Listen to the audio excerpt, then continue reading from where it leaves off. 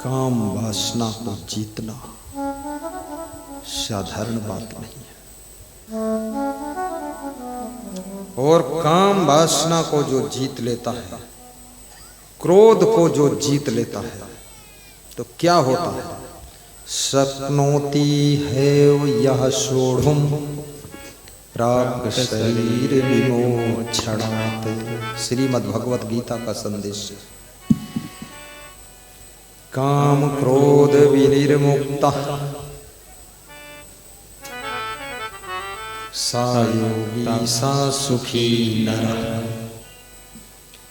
जो व्यक्ति जीते जी मरने से पहले पहले, श्री कृष्ण कहते अर्जुन, मृत्यु से पहले पहले अर्थात जिंदगी में ही जो काम क्रोध के उठे हुए तूफान को बस में कर लेता है, वही योगी है और वही सुखी मनुष्य होता है।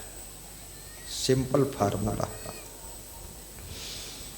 यस्य दर्शन मात्रेण मनसा स्यात् प्रसन्नता। जिसके दर्शन से मन में प्रसन्नता आ जाए वो परम गुरु है। जिसको देखते ही, दर्शन करते ही अपना मन हंसने लग जाए, खुश हो जाए कि हाँ ये है।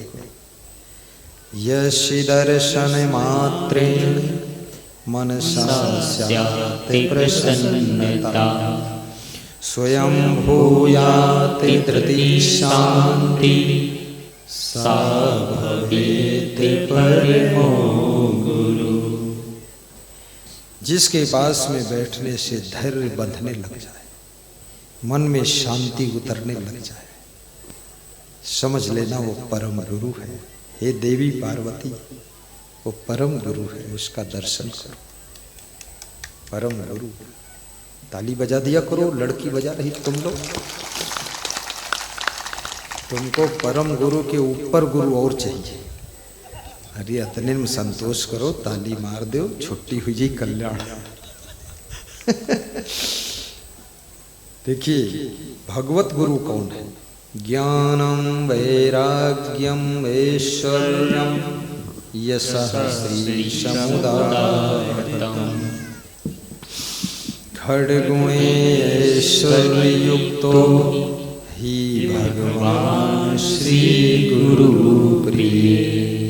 जिसको ज्ञान है, आत्मज्ञान, तत्व ज्ञान, पूर्ण ज्ञान, जिसके अंदर विषयों से वैराग्य, जो ऐश्वर्यवान है, जो मृदुभाषी है, और जिसके पास में लक्ष्मी की कृपा भी है, कंगाल नहीं है, लक्ष्मी भी है, शांति और संपत्ति दोनों है, यशः, और जो यशस्वी है, जिसका यश चारों युग प्रताप तुम्हारा, को नहीं जानत है जग में कभी संकट मोचन नाम तुम्हारा। यहाँ के महंत श्री शैलेंद्र साहब सुबह के सत्संग में कह रहे थे, राष्ट्रीय संत संगदेव महाराज की जय। उसके बाद उन्होंने कहा राष्ट्रीय नहीं अंतरराष्ट्रीय कहो तो ठीक है। अंतरराष्ट्रीय, इंटरनेशनल सेंस। और वास्तव में मैं 8 देशों में प्रवचन करने जा चुका हूं। अब यूरोप का प्लान और बन रहा है। अपनी तरफ से रुका हूं, तैयारियां हो चुकी है। आज भी न्योता आया था मनोज भाई पटेल, उर्वशी पटेल, आनंद जिला गुजरात से, कि अमेरिका आपको आना है। आज ही अभी फोन आया था, गाड़ी में जब बैठे वहाँ दान करवा रहे थे ना मंदिर के लिए, उसके बाद गाड़ी में बैठे तो मैंने सोचा इतना दान करवाया, दान दिया, इसका कोई फल तो नहीं आया। लोग कहते फल मिलता है, हमें क्या मिला? खाम खां 1 घंटा खड़े रहे, बोलते रहे। तो गाड़ी में फोन आ गया कनाडा से पीएम पटेल का कि गुरुदेव आशीर्वाद दो, जो बोल दोगे 21 लाख, 1 करोड़, 2 करोड़ सब दे दूंगा आपको, आप मेरे भगवान हो। तो हमने कहा वाह, आज तक मैं सुना था तुरंत का दान महाकल्याण, आज वो बिल्कुल सिद्ध हो गया। वहां तुरंत दान हुआ, गाड़ी में बैठते ही महाकल्याण हो गया।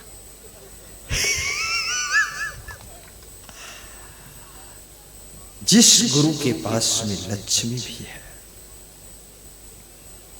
समुदाहृतम, जिसकी मृदु वाणी भी है, ज्ञान है, वैराग्य है, ऐश्वर्य है, यश है, ये 6 गुणों से संपन्न जो गुरु है वो भगवत स्वरूप गुरु होता है। भगवत स्वरूप गुरु होता है, भगवान का रूप होता है।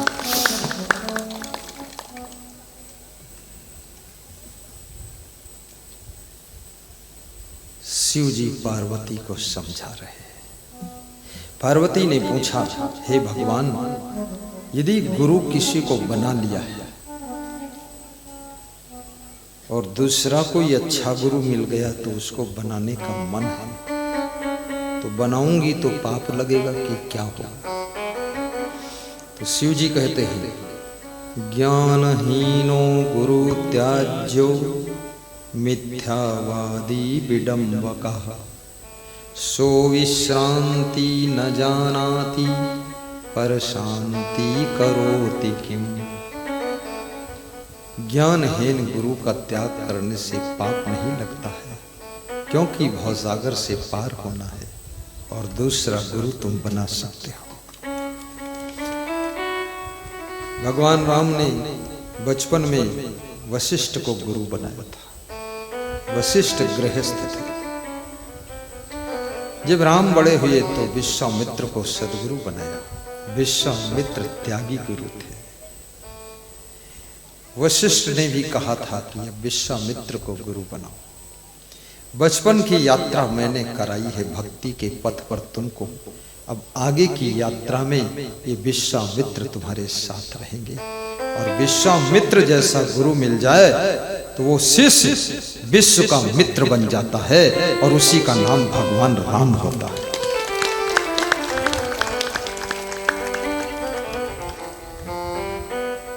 तो मैं एक कहानी सुना रहा था, बड़ी प्यारी कहानी थी, वो रिक्शा वाले की कहानी। उस कहानी में क्या था, 5 रुपए बचे। रिक्शा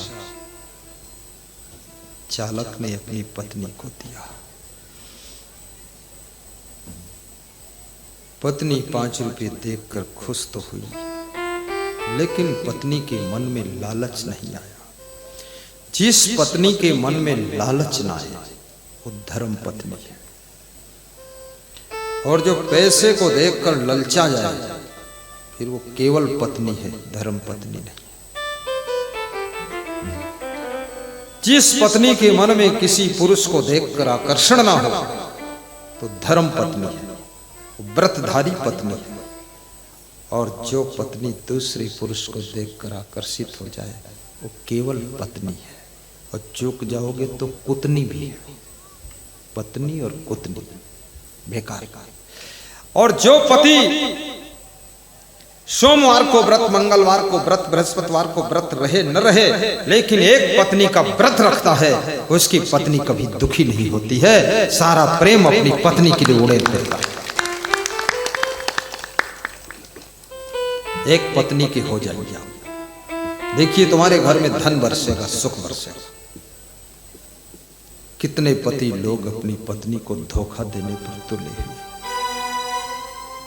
एक पति अपनी पत्नी से रोज कहता था, तू मेरी जान है।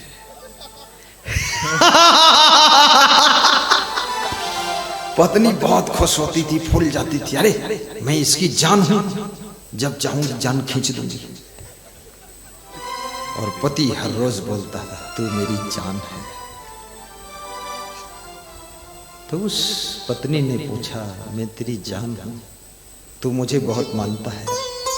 तो पति बोला, मैं सच कहूं, ये तू मेरी जान है, ये शब्द में 10 स्त्रियों से और कह चुका हूं। अरे पागल, 10 स्त्रियों से और कह चुका है, इतना भ्रष्ट है। बोले इसलिए तो सत्य बोलना नहीं चाहिए। तो कबीर ही सत्य बोल सकता, सांच बराबर पत्नी। सत्य बोल दो तो भ्रष्ट हो गए, और झूठ बोलो तो श्रेष्ठ हो गए। सत्य आपकी सारी चादरों को उखाड़ देता है। तो पति को भी गुस्सा आ गया। उसने कहा, जब से मैंने तेरे साथ शादी किया तो मेरी जान है, और मैं तो पूरा तेरे चक्कर में पड़ करके जानवर हो गया, जानवर बन गया। पत्नी को गुस्सा आ गई, है मेरे साथ शादी करके तू जानवर बन गया, उसके पहले तो क्या कोई देवी देवता था, कैसे जानवर बन गए मेरे से शादी करके? उसने कहा, ऐसे बन गए, तू मेरी जान है, मैं तेरा बर हूं, और दोनों जोड़ दो तो जानवर।